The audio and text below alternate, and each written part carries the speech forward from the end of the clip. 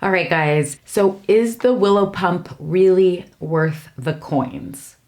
The short answer is not for me, and I'm gonna explain exactly why in this video coming up.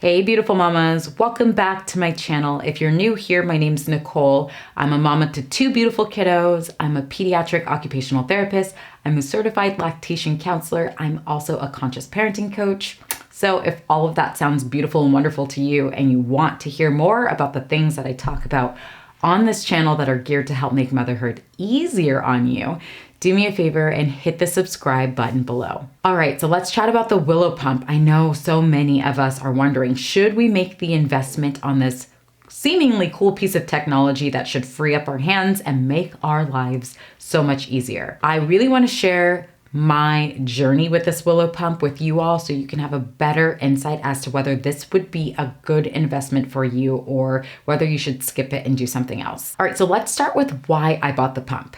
Like most of you, I purchased this pump for two main reasons. One, portability. It's something that you stick in your shirt and you can go anywhere.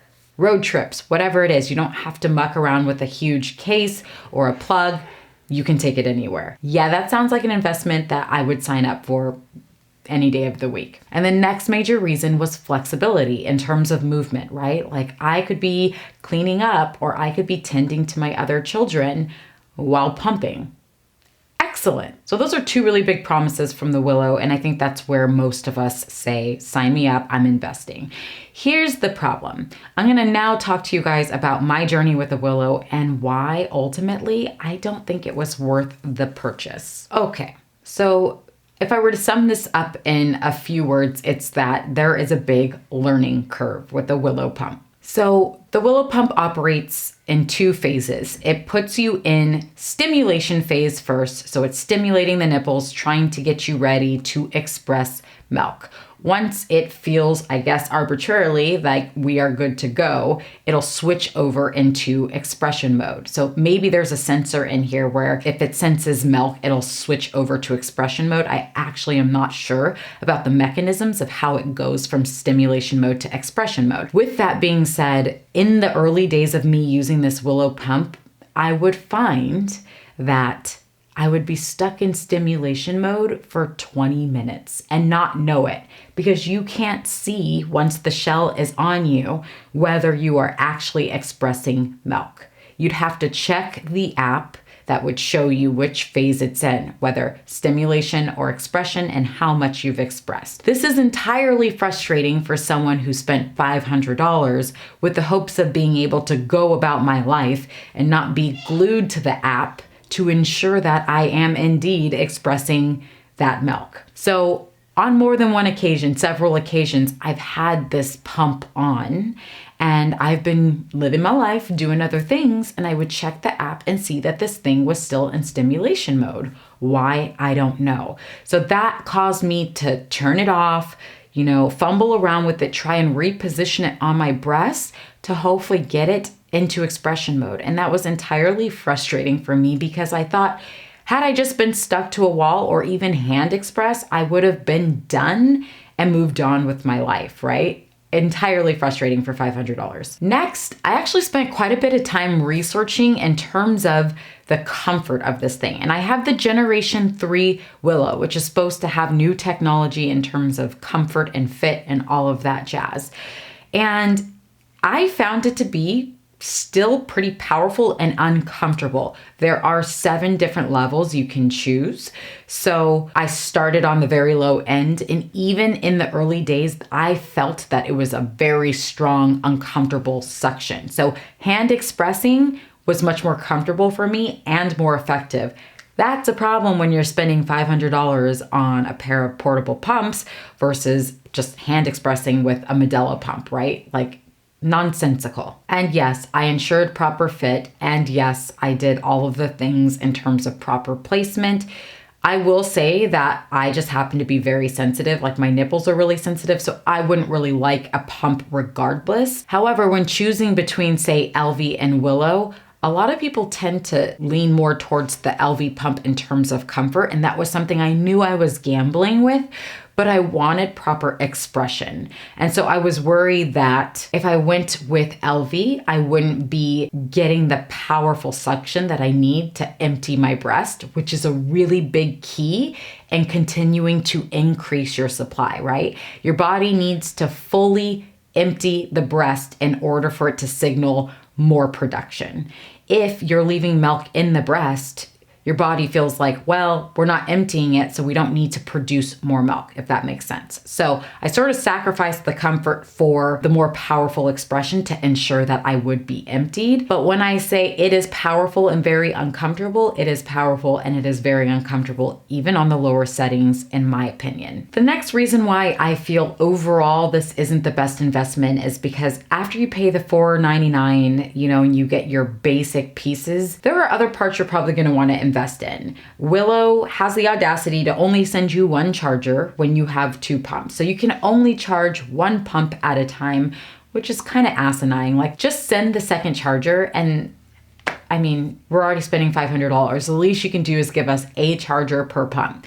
So you're gonna spend $35 for an extra charger. And then if you want to be eco-friendly, to invest in the reusable containers instead of the plastic bags that add up and are very expensive anyway, you're gonna be spending another $40, $50 for that. So again, kind of frustrating that when you make this large investment, it may not be the last time you're spending money on pieces and parts to essentially create the pump that you should have. And in addition to that, you're going to be replacing these parts frequently, right? Like, you should be replacing some of these parts, they say, every 3 to 6 months, depending on how frequently you're pumping. So it's essentially just like a revolving door of money going out for a pump that you may or may not use as much as you think. And that leads me to the biggest disappointment. So I bought this pump before I had my baby, and it turns out that my baby doesn't love taking the bottle. So I invested $500 in a pump to pump milk that my baby does not drink. So really, if you're going to invest in a pump, I would want to make sure that your baby's okay with going back and forth between the breast or the bottle, or know your pumping patterns. Because what ended up happening for me is, as Naya and I got into a rhythm, I only pump at night, and that's because I have to. And what I found is the last thing I want to reach for in the middle of the night is the Willow pump to assemble all the pieces and parts and put it on, and it make this really loud suctioning noise. It's so much easier and more efficient for me to grab the hand pump and just express enough milk so I'm comfortable to go back to sleep until she wakes up to nurse anyways. Did I mention the noise? This thing's pretty loud. So if you are planning on using this in a quiet cubicle around other employees or colleagues, they're probably going to notice that it's on. It's not the end of the world, but it is noticeable. And on top of it being audibly noticeable, it is visually noticeable as well. Yeah, they made the breast shape shells, but you look like Jessica Rabbit, and there's no denying it. And I have a small frame, so if you have a small frame, you're gonna look even more ridiculous. It was a risk I was willing to take, again, for the flexibility and the portability. But if you're planning on using this in a workplace, you may or may not feel comfortable with the noise level and just the overall visual distraction that is with these giant things. So I'll insert a clip here so you guys could see what I'm talking about. Okay, so this is probably very weird, but we're just gonna go with it. I have 1 shell in on my right side, your left, no shell in on the other. So I'm gonna do a couple profile shots for you so you could see how ridiculous it is. Okay, so this is the profile of my boob, okay? No shell in, normal profile. Now, let's flip this baby around. Ginormous. What is this? What is that? So ridiculous.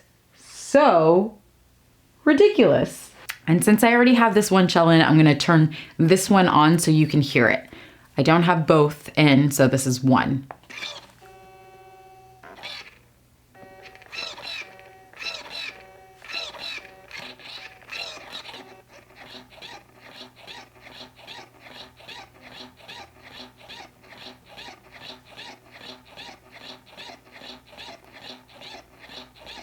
This is stimulation mode.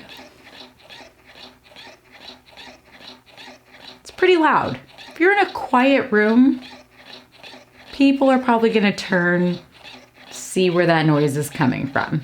The last point I wanna make about my disappointments or grievances with this $500 investment is that there is a steep learning curve. So I've already talked about, the issues I've had with the 2 modes it goes into, but when you finish actually expressing milk, you have to do something called flip to finish. It's a whole thing. Maybe I'll make a separate video on it if you guys really want it, but essentially you have to rotate this thing upside down, which seems counterintuitive and really sends cortisol levels flying everywhere because you think, I better not lose a drop of this milk that has taken me 45 minutes to express at this point because I had to mess around with the shells and make sure it went into expression mode. And I've lost many ounces of milk learning how to properly do the flip to finish. Maybe I'm special, I don't know. But when you're sleep deprived, and I've watched a bunch of YouTube videos and I thought I had the hang of it, you still lose milk. There are lots of nooks and crannies as you're taking this thing apart to lose milk. So there's a learning curve there. I will say that is with the reusable containers. If you have a bag, it's much easier in terms of just opening it and pouring it into whatever bag you're going to put in the freezer or the fridge. If you're using the reusable containers, you're likely going to have a bit of a learning curve there. So the bottom line is, if you're someone who is going to be exclusively pumping, or maybe you are working outside of the house, this may be a fine investment for you. In the year 2020, moving into 2021, a lot of us are working remotely or from home. And so we may be nursing at the breast much more than we think. And maybe your baby doesn't want to take milk from the bottle, in which case you've spent a pretty penny for milk to sit in the freezer, but you can donate it. That would be a good thing to do. Again, in hindsight, I wish I would have just waited a little bit longer to see what our rhythm was going to look like and see how much my baby was going to take expressed milk before investing something that costs so much money. All right, my friends, I hope you found this helpful. If you have any questions about the Willow Pump, my experience, any of these things, or suggestions for future videos with the Willow Pump, feel free to drop it below. Otherwise, I will catch you in the next video. Thanks again for watching. Bye.